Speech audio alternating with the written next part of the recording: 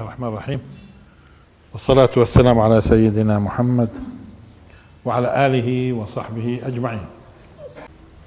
وبكفرهم وقول كان يتكلم عن اليهود وبني إسرائيل في الآيات، وبكفرهم وقولهم على مريم بهتانا عظيما، وقولهم إنا قتلنا المسيح عيسى ابن مريم رسول الله. كانوا يفتخروا اليهود. ما هو على فكرة المسيح عليه السلام أرسل لبني إسرائيل، أرسل لليهود، والرسول صلى الله عليه وسلم بيقول: وكان كل رسول يبعث إلى قومه خاصة وبعثت إلى الناس عامة. يعني الرسالة العامة للبشرية كلها رسول صلى الله عليه وسلم. الآن المسيح كان فقط لبني إسرائيل، ورسولا إلى بني إسرائيل، ورسولا إلى بني إسرائيل. حتى في الأناجيل الموجودة حاليا، واللي هي إيش الأناجيل على فكرة؟ الأناجيل الموجودة حاليا مش هي الإنجيل اللي الله سبحانه وتعالى ذكره أنه نزله، لأنه لما بتقرأ أنت في الأناجيل الموجودة تجد هي عبارة عن سيرة للمسيح برويها فلان، ولذلك هم بيقولوا يعني سيرة المسيح بلسان فلان، سيرة المسيح بلسان فلان، سيرة المسيح بلسان فلان. ولذلك لحد القرن الرابع الميلادي، يعني تقريبا لعند 325 ميلادي، كانت الأناجيل أكثر من 100 إنجيل. كيف بعدين اختصروهن لأربعة. المهم شيء الأناجيل هي سير، روايات لناس إما معاصرين أو غير معاصرين. يعني الأناجيل الموجودة حاليا اللي كان معاصر للمسيح واحد منهم المنسوب له سيرة، وثلاث مش معاصرين للمسيح. فهي عبارة عن سيرة قصيرة، حتى سيرة قصيرة يعني تتجاوزش كل إنجيل 50 صفحة. الأناجيل 4 تتجاوزش 50 صفحة. يعني مش هو الإنجيل اللي الله سبحانه وتعالى ذكره. حتى الأناجيل هذه اللي هي سيرة، احنا قلنا انه شو جاب الأناجيل صحيح؟ ورسولا إلى بني إسرائيل. يعني حتى في السيرة اللي هي بسموها أناجيل اليوم، انه خرجت امرأة كنعانية يعني ليست من بني إسرائيل، وطلبت من المسيح أن يشفي لها ولدها، اعتبار انه كان يبرئ الأكمه والأبرص إلى آخره. طلب، شو قال لها؟ رفض. يعني معجزة، كانوا بده يقول لها معجزتي لا تتجاوز بني إسرائيل. قال لها: إنما أرسلت إلى خراف أورشليم الضالة، إلى خراف أورشليم الضالة، يعني مش أكثر. فهو كان رسول إلى بني إسرائيل. وتجد هذا كما قلنا حتى في السير الموجودة اللي بسموها اليوم أناجيل. طيب، الآن القرآن هنا يقول عن اليهود، لاحظ بسجل عليهم مواقف من ضمنهم وقولهم: إنا قتلنا المسيح عيسى ابن مريم رسول الله. طب هم بيقولوا رسول الله، يعني هم معترفين في رسول الله؟ كانوا بيقولوا إنا قتلنا المسيح عيسى ابن مريم رسول الله، هم بيعترفوا في رسول الله. وكأن هذا الكلام يشبه كلام المشركين لما قالوا: يا أيها الذي نزل عليه الذكر إنك لمجنون. طب هم كانوا بيؤمنوا أنه نزل عليه الذكر، ولا بيستهزئوا بأنه يقول أنه أنزل عليه الذكر؟ فهو نوع من الاستهزاء على فكرة. إذن يا أيها الذي نزل عليه الذكر إنك لمجنون. شوفوا المفاجأة: يا أيها الذي نزل عليه الذكر إنك لمجنون. نوع من الاستهزاء. نفس الشيء اليهود بلغ من استهزائهم وافتخارهم: إنا قتلنا المسيح عيسى ابن مريم رسول الله، يعني اللي بيقول عن نفسه رسول الله. سجل القرآن هون قولهم وافتخارهم بأنهم هم بيقولوا أنهم قتلوا، وما قتلوه وما صلبوه ولكن شبه لهم. لاحظوا، هو الآن نفى قضية أنه قتل ونفى أنه صلب، لأنهم هم زعموا أنهم قتلوه عن طريق الصلب. هم زعموا انه قتلوه لما قالوا وقولهم إنا قتلنا المسيح عيسى ابن مريم رسول الله، قولهم هذا انهم قتلوه يعني عن طريق الصلب. ولذلك لما اجى نفى القرآن وقال وما قتلوه وما صلبوه، لم يقتل ولم يصلب ولكن شبه لهم. لاحظوا، ولكن شبه لهم. الآن سؤال لكم، يعني هو قال ولكن اشتبه عليهم؟ لا، إذا مش اشتباه، مش اشتبه عليهم، شبه لهم، لأنه هذا الكلام فيه بخوضوا فيه كثير. القضية بسيطة جدا. شبه المسيح لهم، إذا شبه لهم رجل فظهر لهم أنه المسيح. شبه لهم، لاحظوا، مش اشتبه عليهم، مش اشتبه عليهم، لأنه في بعض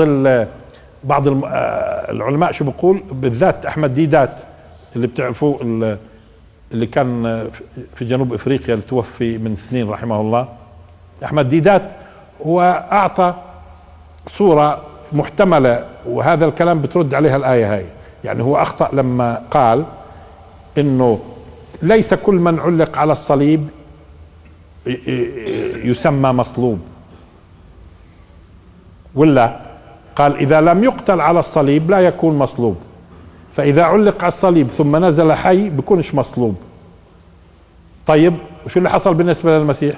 هو بقول حسب روايات السيرة الإنجيل الأناجيل هاي، إنه المسيح لما أجوا ينزلوه عن الصليب بعد ما كان ميت على الصليب في تصورهم، أثناء تنزيله في حربة جندي روماني، لأن الرومان كانوا مستعمرين البلاد، حربة جندي روماني ضربت في جسده فنزل دم كثير وماء.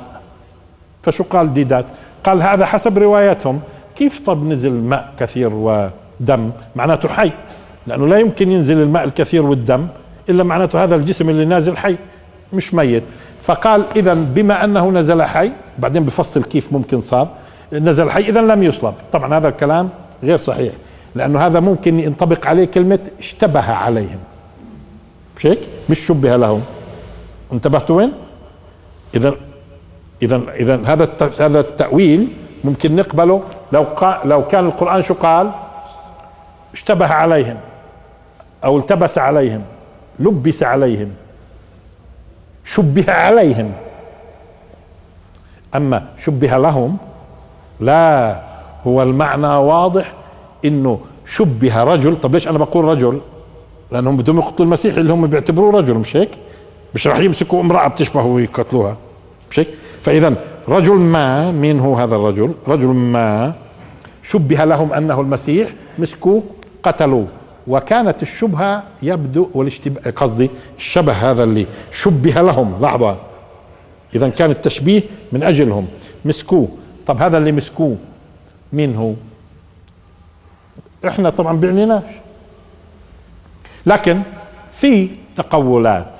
من ضمن هذه التقولات الموجودة انه المسيح بعد ما حاصروا المكان، الجنود الرومان، هون شوي اتوقف شوي صغيرة هنا، الرومان طبعا من 60 قبل الميلاد، من 60 قبل الميلاد كانوا مستعمرين هذه المنطقة تابعة لهم. وكان في عندك القيصر، وفي عندك هنا مثلا في كان ملك اسمه هيرودس يهودي بحكم اليهود، مش ضروري يكون يهودي، بحكم اليهود، منتدب من قبل الرومان. وكان في حاكم عسكري اسمه بيلاطس، يعني في الحاكم العسكري وفي هيرودس، فكانت البلاد هاي تابعة ايش؟ وبالتالي الجنود اللي هم بيقولوا انه القوا القبض او حاولوا يلقوا القبض كانوا رومان. الرومان لحد الان وثنيين، لانه انت الرومان على فكرة تبنوا الدين المسيحي بعد اكثر من 300 سنة من بعد المسيح. بعد اكثر من 300 سنة بعد المسيح الرومان تبنوا المسيحية. اما هي المسيحية او الرومان كانوا طول هذه الفترة، يعني 300 سنة بعد المسيح، اكثر من 300 سنة كانوا وثنيين. وتقريبا في امبراطور اسمه قسطنطين الاول هو اول من تبنى المسيحية. وهذا الرجل توفي، وهو قبل ما يتوفى وهو على فراش الموت تبنى المسيحية، تبنى المسيحية وهو على فراش الموت بعد أكثر من 300 سنة من رفع المسيح. إذا لا، إذا الآن نعرف الجو اللي كان موجود فيه.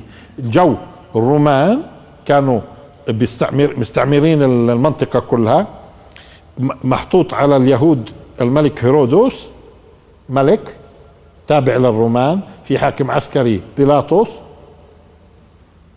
واضح، عسكري روماني أو مكلف من قبل الرومان. الآن اليهود افتخروا انهم قتلوا المسيح. اجى القرآن وما قتلوه وما صلبوه ولكن شبه لهم. انتبهوا الآن، شبه لهم، اذا مش اشتبه عليهم، اذا شبه رجل معين انه هو المسيح. طب مين هذا الرجل؟ قلنا انه البعض بيقول، وكلها اقاويل ما بتثبتش تقريبا، انه لما حاصروا الجنود مشان يلقوا القبض على المسيح، قال المسيح لأتباعه: مين فيكم يلقى شبهي عليه وهو رفيقي في الجنة؟ ترددوا حتى قام واحد قال أنا. رد كرر السؤال، ما بدوش هذا الشاب. رد كرر السؤال، رد الشاب قال أنا، فألقي شبه عليه. يعني ممكن بعض الناس يتساءلوا، يعني طب يعني إذا كان الله بده ينجي المسيح ويرفعه، هم بيقولوا بعدين رفع المسيح من وين؟ من طاقة في السقف ورفع إلى السماء وألقي الشبه على هذا. طب شو الداعي إنه يلقى الشبه على هذا المؤمن؟ بيرفع بالسماء وخلاص، بدخلوا ما بيلاقوش المسيح، مش هيك؟ بس بجوز يعني نوع من إيش؟ مين اللي إيمانه قوي ويستحق أن يكون رفيقه في الجنة؟ بجوز يعني مشان تلقى نعمة على شخص بعينه. هذه قول من الأقوال التي قال. بعضهم بيقول إنه يهوذا الأسخريوطي كان من التلامذة وخان المسيح فألقي شبهه على المسيح.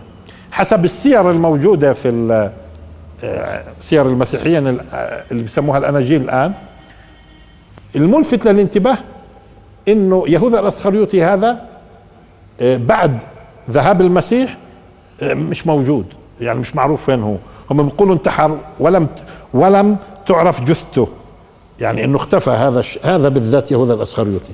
ولذلك بعض الناس بتجدهم بيميلوا انه القي على الشبه على هذا الخائن، هذا اذا كان صحيح خان، لانه هو اللي دل على مكان المسيح، هو اللي دل مقابل اموال اعطوه اياها، دل على مكانه.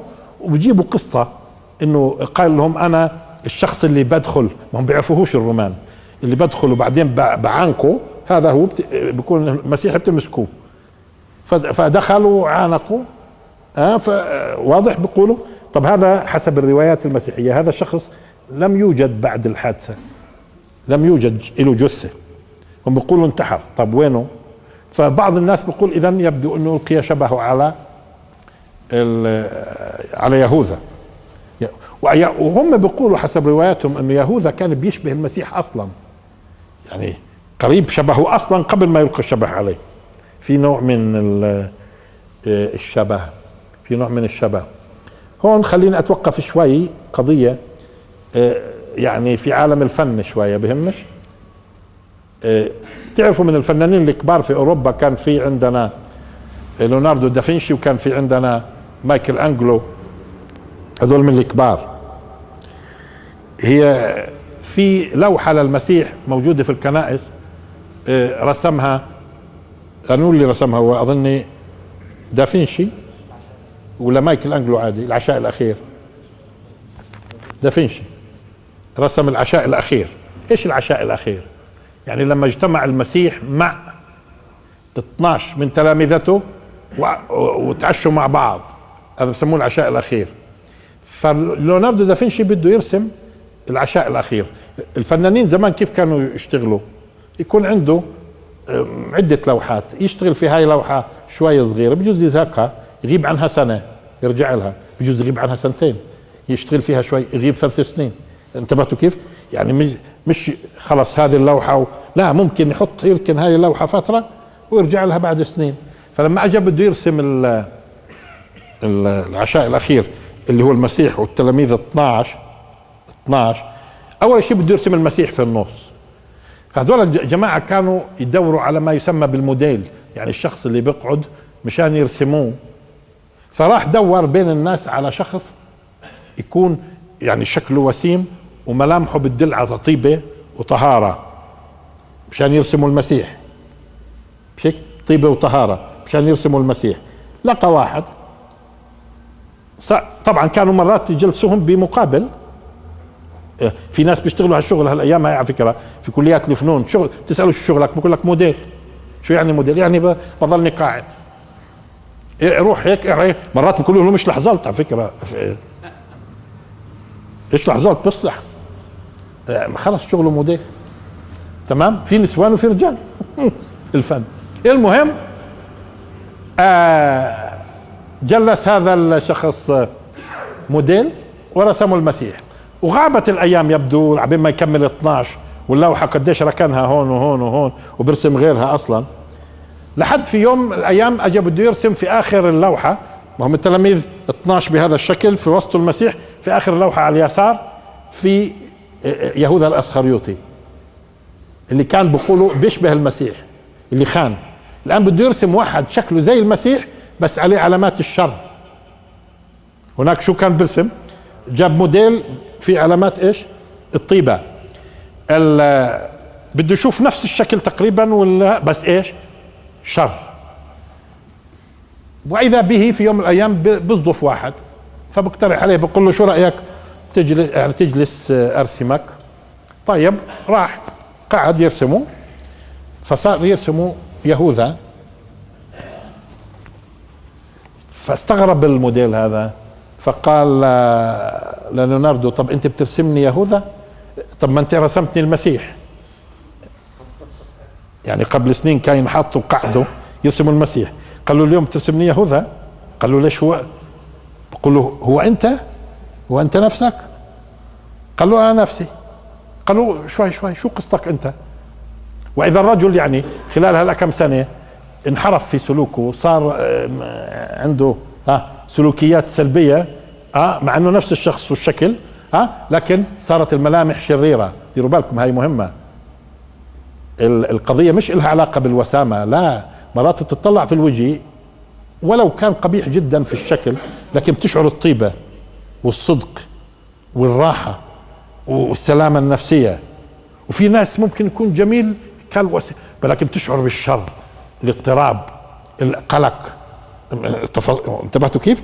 لانه ديروا بالكم من اسر سريره اظهرها الله على في فلتات لسانه وصفحات وجهه.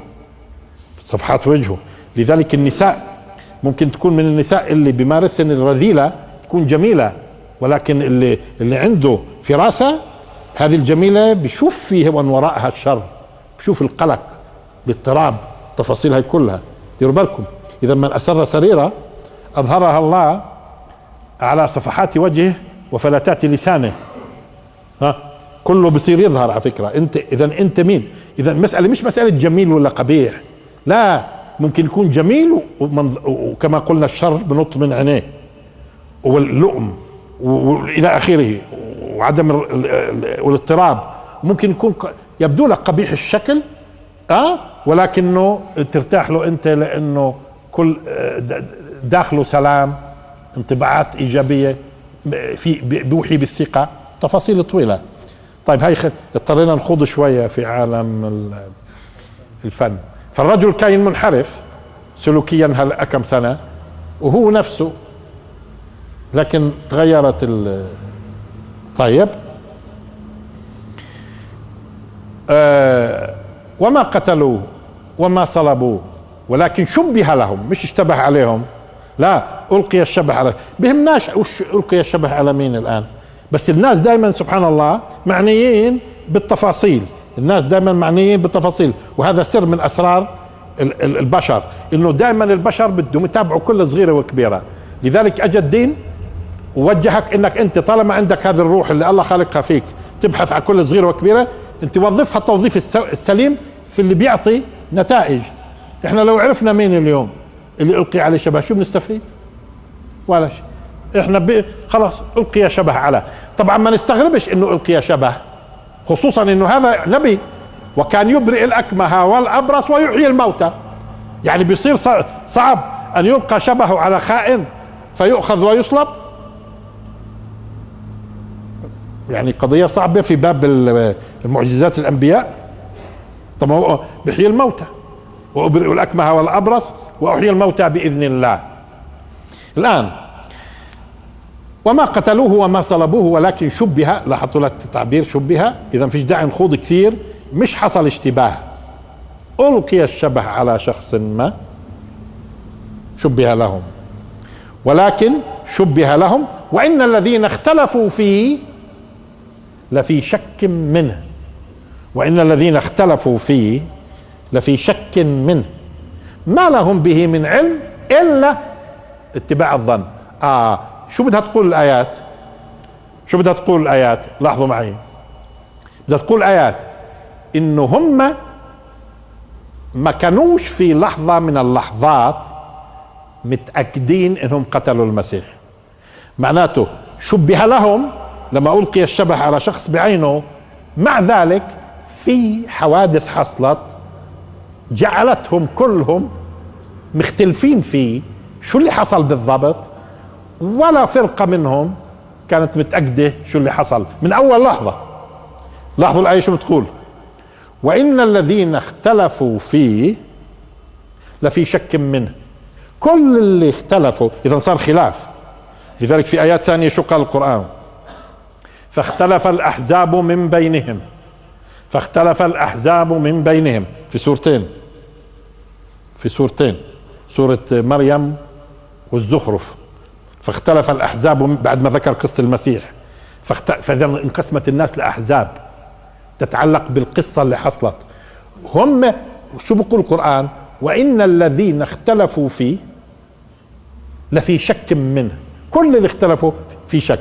الفرقة اللي بتقول انصلب شاكة، إذا بنحاول نشوف شو ليش شكوا. وفي فرق ثانية بتقول لا ما انصلبش. تفاصيل. وإن الذين اختلفوا فيه لفي شك منه. طب ليش القرآن، على فكرة الآن مبين ليش القرآن بركز إنه من أول يوم الحادثة ما كانش فيها خبر يقيني.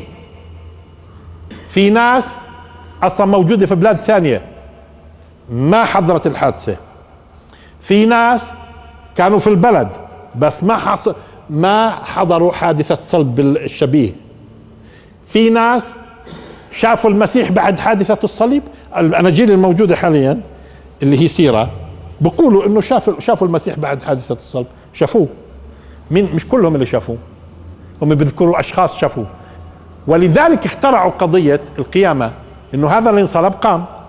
فإذا حتى الأناجيل اللي هي سيرة الآن بنسميها الأناجيل المعاصرة تشهد تماما كلها إنه رؤيا المسيح بعد حادثة الصلب. بعد حادثة الصلب شافوا فلان وفلان، وشافته فلانة وشافوا فلان، شافوه. طب كيف انصلب وشافوه؟ إذا صار بلبلة. افهموها، صار بلبلة. إن الذين اختلفوا فيه لفي شك منه. نفس اللي اختلفوا، إذا اختلفوا في المسيح، شو اللي خلاهم يختلفوا؟ إنه ظهر المسيح بعد قصة الصلب ورآه بعض الناس، فلما يجي يقول لكم يا جماعة أنا شفته، بصير بلبلة. طب كيف؟ والمين مين اللي صلب؟ بعدين يبدو إنه الشبه، حتى وهم هذا مش متأكدين من الشبه إنه هو لا صاروا مترددين. حتى لما صلبوا، اللي صلبوه ترددوا في موضوعه، هو ولا مش هو. طب ما في ناس بيقولوا شافوه، في ناس بيقولوا شافوه، وفي ناس شافوه بيرتفع من تلامذته. إن الذين اختلفوا فيه لفي شك منه. لاحظوا شو بقول: وما لهم به من علم إلا اتباع الظن.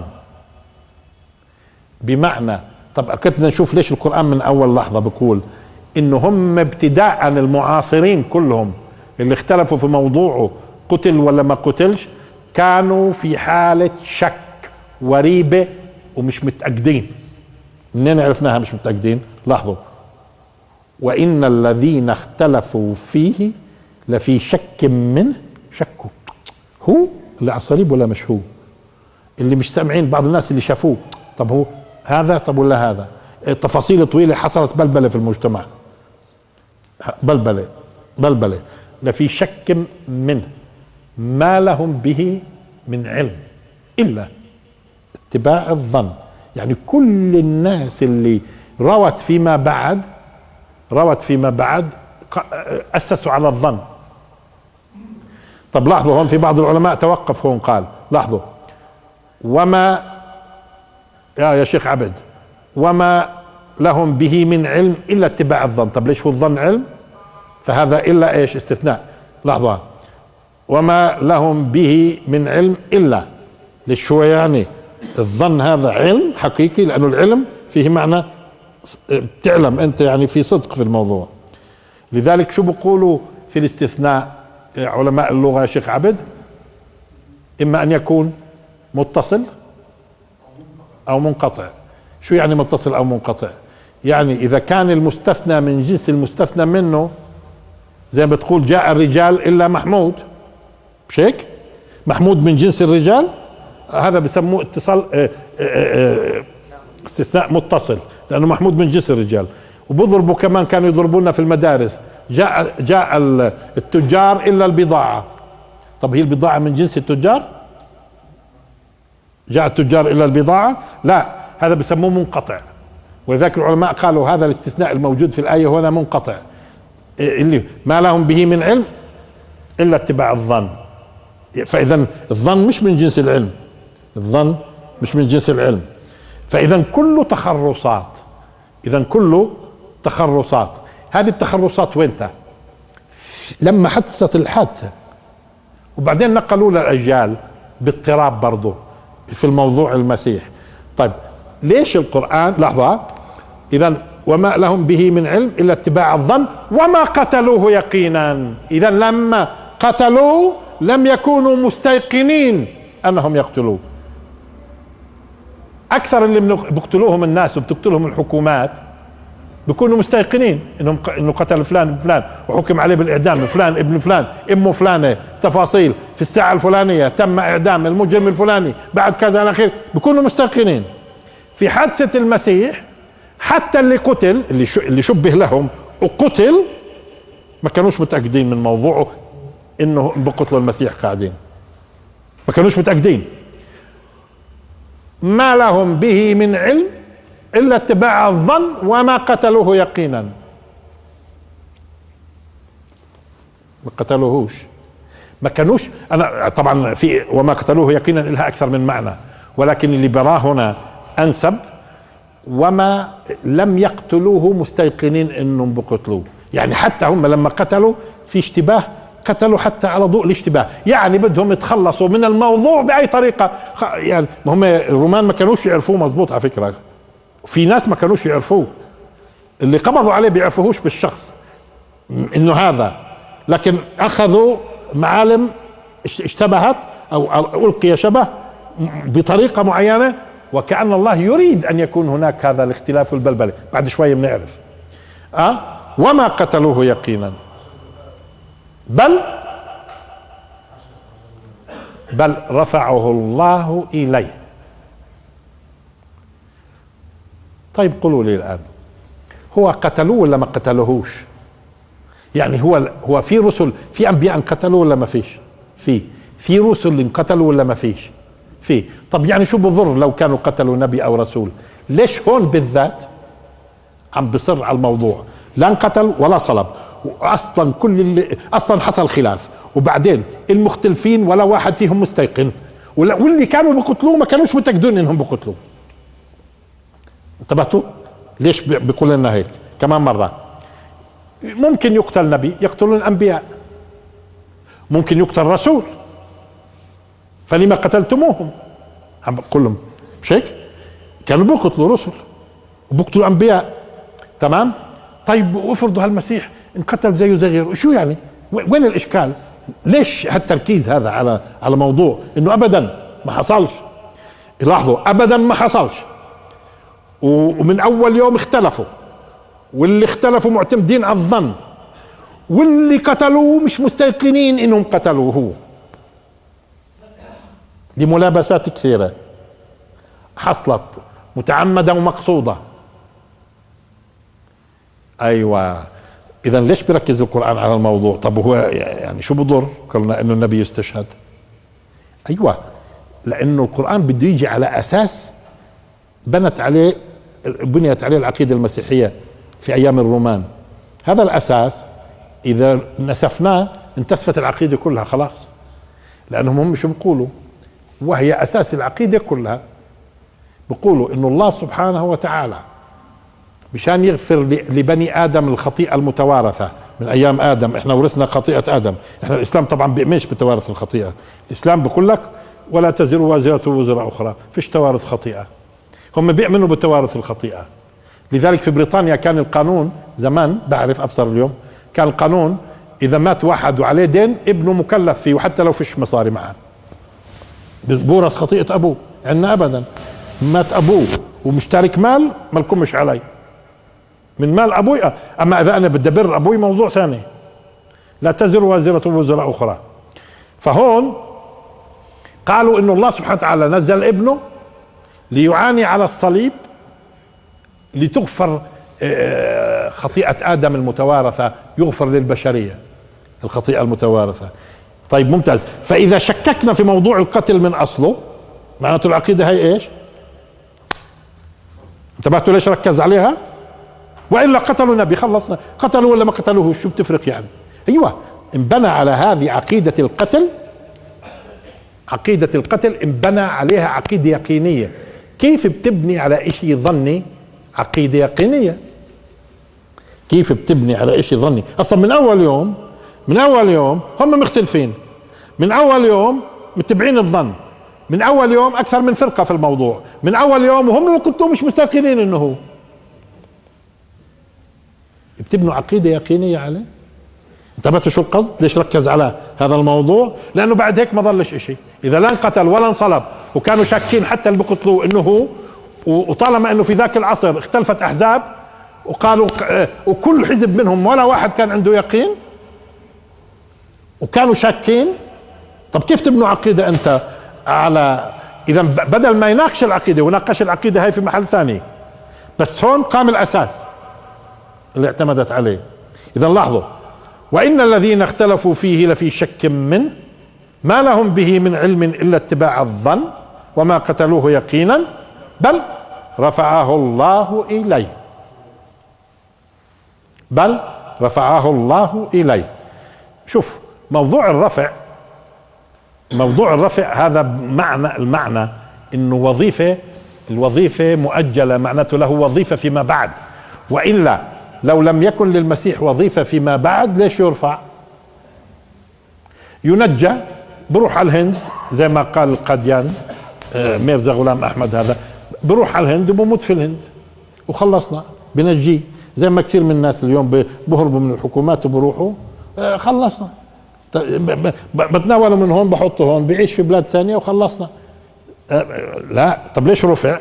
ايوه، موضوع الرفع المقصود فيه تأجيل الوظيفة. يعني معناته اخذ وظيفته الاولى في الارض، الان بدنا نرفعه له وظيفة في اخر الزمن. لذلك العلماء الاحاديث متواترة، شوفها مش صحيحة، الاحاديث متواترة انه سينزل. طب انه سينزل متواترة مش صحيحة، يعني متواتر فوق الصحة، المتواتر انتهى الموضوع. حديث، اذا احاديث نزول المسيح عليه السلام متواترة. وفي احاديث صعوده كمان، بس هي اكثرها نزوله المتواترة. نزوله لانه الآية نصت على رفعه، الآية نصت على رفعه. ليش رفع؟ اذا له في اخر الزمان وظيفة بده يؤديها. طب اشمعنى هو هذا بالذات الشخص الذي جاء بدون اب هو اللي رفع واجلت وظيفته؟ مش قصدي اكتملت وظيفته الاولى وبدها تيجي وظيفة ثانية قبل يوم الاخر. اشمعنى هذا بالذات اللي ملوش اب؟ هذا خليه سؤال الان.